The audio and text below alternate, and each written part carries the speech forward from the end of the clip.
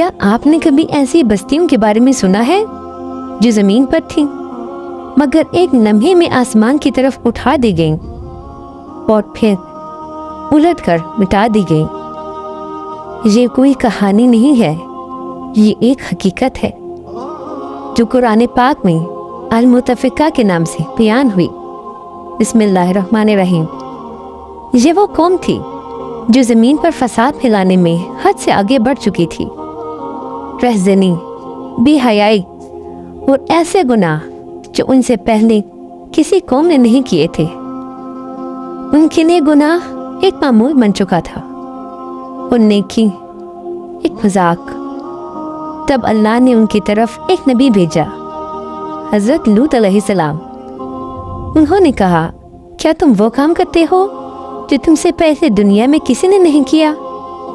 انہوں نے انہیں سمجھایا، روکا، ڈرایا، لیکن جواب میں ہنسی آئی، انکار آیا اور دھمکیاں آئیں۔ انہوں نے کہا، اگر تم سچے ہو تو عذاب لے آؤ۔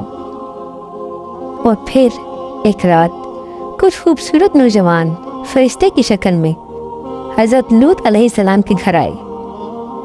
نبی کا دل گھبرا گیا کیونکہ وہ اپنی قوم کو جانتے تھے، اور وہی ہوا۔ لوگ دوڑتے ہوئے آئے بدنیتی کے ساتھ۔ تب مہمانوں نے کہا، اے لوط، ڈرو نہیں، ہم اللہ کے بھیجے ہوئے ہیں۔ فرشتوں نے کہا، اب یہاں رہنے کا وقت ختم ہو چکا، حکم ملا، رات کے اندھیرے میں نکل جاؤ اور پیچھے مڑ کر مت دیکھنا، سوائے ایک کے، لوط علیہ السلام کی بیوی، جو دل سے ان لوگوں کے ساتھ تھی۔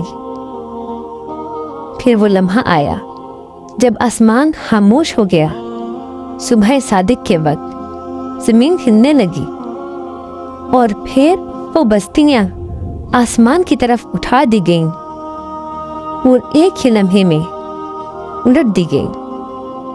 اوپر نیچے ہو گیا اور پھر ان پر برسنے لگے پکی ہوئی مٹی کے پتھر۔ ہر وہ شخص جو گناہ میں ڈوبا ہوا تھا مٹا دیا گیا، اور وہ بھی جو سچ کے ساتھ نہیں کھڑی ہوئی۔ لوط علیہ السلام کی بیوی، وہ بھی پیچھے رہ گئی۔ یہ کہانی صرف ایک قوم کی نہیں، یہ ایک وارننگ ہے ہر اس دل کے لیے جو حق کو دیکھ کر بھی انکار کرتا ہے۔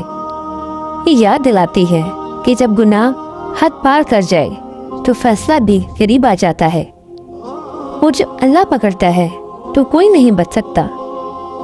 اگر آپ ایسی حقیقی اور سبق آموز کہانیاں سننا چاہتے ہیں تو ابھی چینل کو کردار کی دنیا کو سبسکرائب کریں اور اس ویڈیو کو شیئر ضرور کریں۔ جزاک اللہ۔